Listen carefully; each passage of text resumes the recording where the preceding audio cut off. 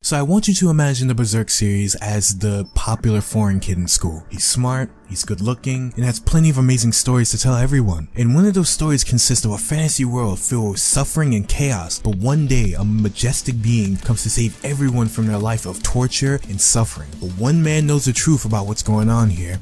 He knows that majestic being is no saint, but has trampled over the people he once knew to achieve his goals. Everyone loves the foreign kid's story, and because of that, he was voted most likely to succeed. You then later find out the popular kid's story has been given 4 adaptations, each better than the last, but the foreign kid's genius didn't stop there. The 2016 adaptation of Berserk is the farthest that the series has gotten to the mainstream popularity that it deserves of anime and manga, which in all honesty is quite interesting because the manga has been running since 1989, and the story has just as much action as all the other top manga series, although being a lot darker in tone and setting. So before I start on the story of the 2016 adaptation, I want to mention that if you haven't watched the movies or read the manga, you will need to do at least one of those to understand what's going on. I personally haven't watched the movies, but I have read the manga, and honestly, everyone should be doing that anyway. So the story of Berserk continues with our main character Guts, continuing his journey to not only get his revenge against Griffiths, but to kill the apostles that terrorize the land. But what makes his journey a nightmare is his constant struggle to survive against the evil spirits that have condemned him to a life of pain and torture. So as you can imagine, Guts is having a bad time.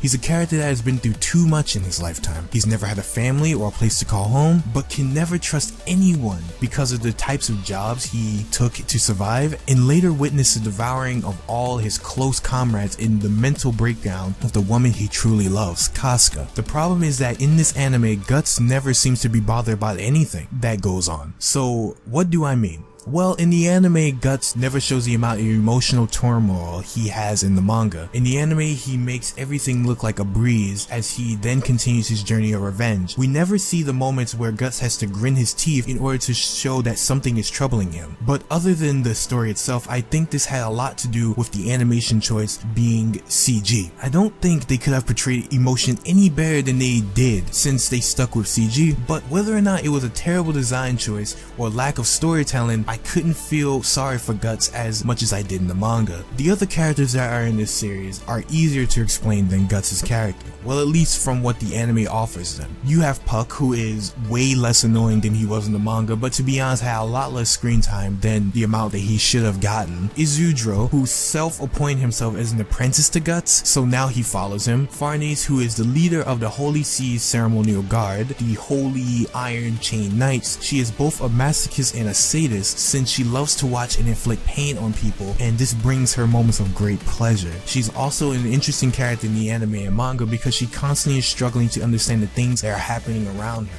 which challenges her beliefs of what God really is and what are his gifts to humans. Then we have Serpico, who is Farney's longtime friend and right-hand man. At least that's all the anime wants to tell us so far about him. Then we have the village whores, who are a major part of the arc in this anime, and I think they got the best treatment out of all the side characters.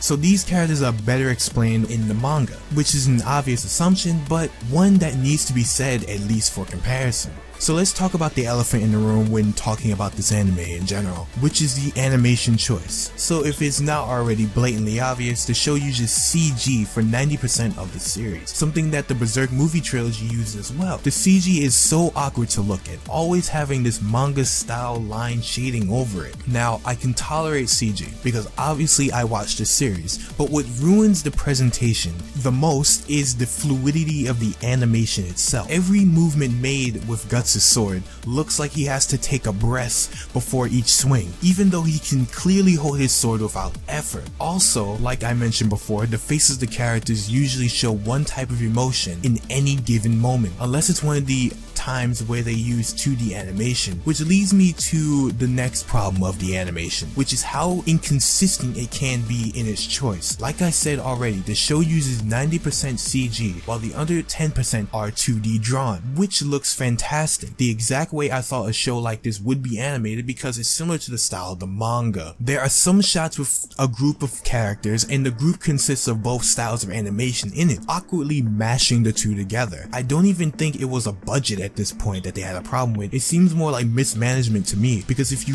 really wanted the series to be entirely CG, then keep it CG. It adds insult to injury if you give us a sneak peek at what could have been a great looking show. So now, since I have talked about the animation enough, let's talk about the pacing of the show. So while they did remove a few arcs that would have been fantastic to see, the pacing of the show is spot on. The show moves consistently at a steady, fast pace, never slowing down to do anything but to showcase the many major events that this manga series has to offer. This is where the series shines the most, and it's something that many other anime series fail to do due to filler. But it also makes me worried, since they showed so much in the first season while skipping a lot in the manga. How much are they willing to show in the second season? There are a lot of interesting events that happen in the arcs after, but I hope at least that the story won't be disappointing, because you know, they might be missing out on a lot. What do I think about Berserk 2016? Well, remember that foreign kid analogy I had? Well, when looking at the series, he's finally going places. He has a game that's releasing early next year, which looks as basic as any other Dynasty Warriors game, which consists of swinging your sword at enemies that fall like a blade of grass does to a lawnmower. Then there's the second season to this hugely anticipated anime for a series that really deserves the exposure it's getting. Then the manga is on another hiatus, which to be honest is expected, because the foreign kid's genius takes time to develop, I guess. So if you're new to the series, watch the anime and the trilogy, but only if you don't like reading manga. But if you already read the manga and you are an old-time fan of the series, then you can either skip this series altogether or watch if you really want to see the direction they are taking the series as a whole.